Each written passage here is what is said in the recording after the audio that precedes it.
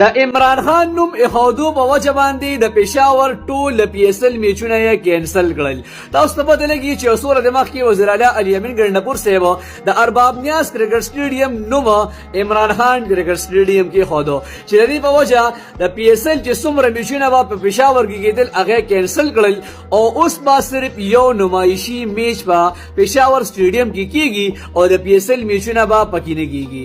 دا اوس چې کوم دی د پی سی بي محسن نقوي طرف نه وشول یا د مریم نواز په خله اوشول یا د وفاقي حکومت په خوا باندې اوشول چې هر طرف نه اوشول.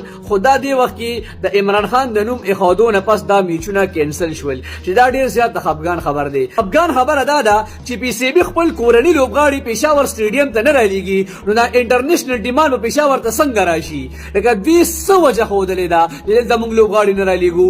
لکه وجه هم چې کوم دی موږ ته وښایه که نه څومره 14 کاله پس پکې میچونه کېدل خلک څومره چې کوم دی ورته به تمه و چې دلته موږ د پی اس ال میچونه وینو او ناګهانه کینسل کړل د عمران خان نوم ایښودو نه پس. لکه دا عمران خان نوم په وجه باندې کینسل کړل خو نه څه وجه ده وجه موږ ته وښایه که نه وجه خو پکار دي.